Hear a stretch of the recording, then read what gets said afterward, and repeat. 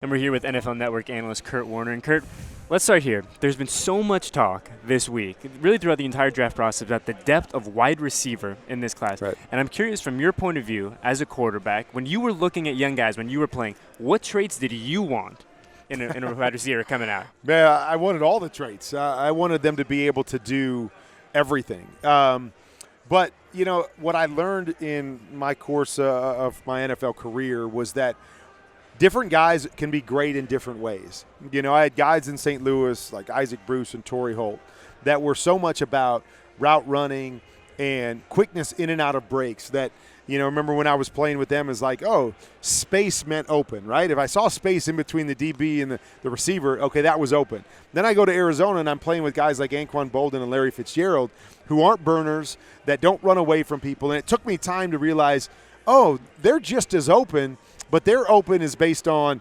positioning, their ability to catch the football, the size and strength that they had. And so I've played with a lot of different great players that play the game differently. And so I don't necessarily, when I look at these guys, say, oh, I have to have this or I have to have that.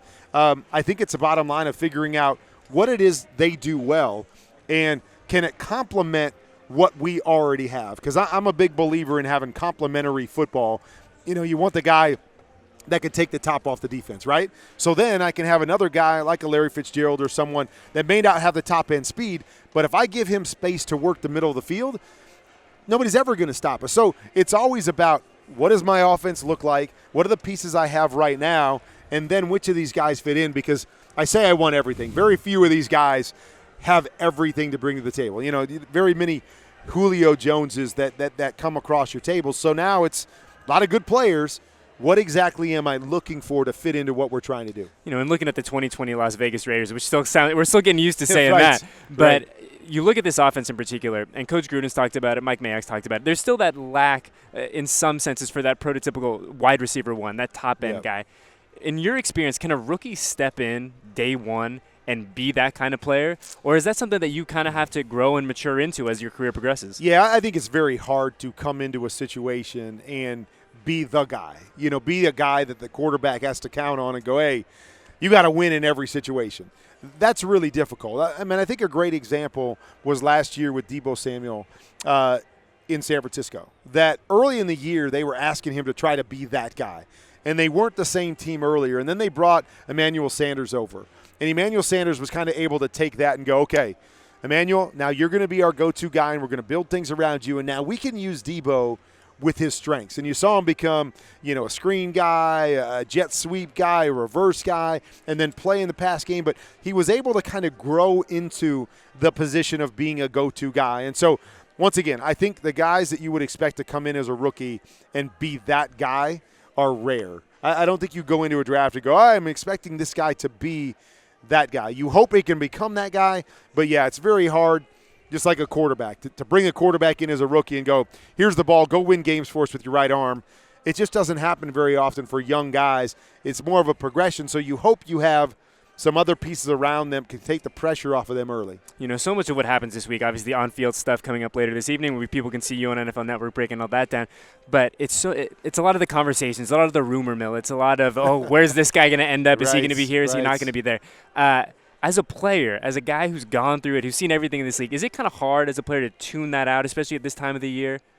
Yeah, I think it's always hard to tune it out because, you know, what you realize, the bigger this has gotten and the more media that's out there, that usually where there's smoke, there's fire, right? I mean, there's usually when you hear something in this day and age, you don't find very many things that are just so off the wall that people are going, there's absolutely no truth to that. There always seems to be a little truth in everything. And so the more access we have, the more people talking about it, the more we hear rumors.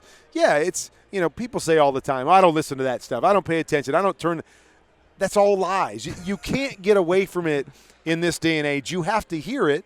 And, yeah, as a player, we're all human, right? We all have egos. When somebody's talking about my job and that, hey, my team's going to go and get somebody else to take my job, yeah, you hear it, and it's hard to tune it out. But at the end of the day, the bottom line is, okay, whatever. I'm going to have a job somewhere. If my job's here, I'm going to battle. I'm going to be ready to go, and I'm going to play. If they're going to bring somebody in, I got to compete.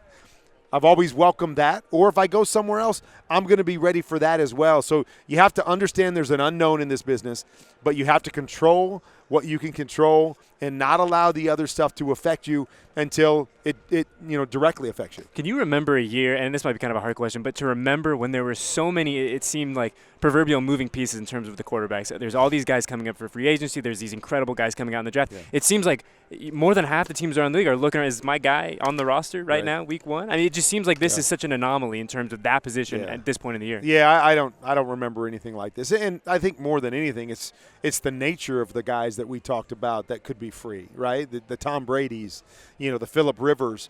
At one moment it was Drew Brees in that mix. And so, I mean, you're talking about Hall of Fame guys. Three of the best guys that have ever played the position in our game that all of a sudden could be bouncing to different places. And that's when, we talk about the Raiders. You hear some people rumoring, oh, maybe one of these guys comes to the Raiders. And you got a really good quarterback in Derek Carr.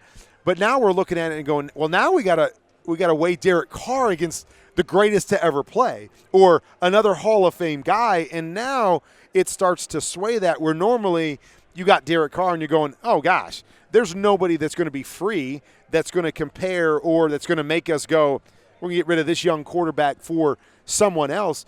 And that's what's, I think, throwing this all into a crazy mix where you just have these Hall of Fame type guys that become free, and you really have to weigh now, is 2 years with this Hall of Fame guy going to outweigh what we might have for 5 or 6 years with this younger guy that's not quite as proven yet? It's a tough question, a question that'll be answered the next 6, 8, 10 weeks, whatever it is. But the Silver and Black, obviously a new home in the desert back in Las Vegas, and an exciting time for this organization, for the franchise, a brand new stadium, a new beautiful stadium, a new facility in Henderson that's going to be state-of-the-art. For a player, what does having all of that kind of state-of-the-art, having everything there for you, what does that do to the psyche of a team just in terms of the professionalism and knowing, hey, we have no more excuses.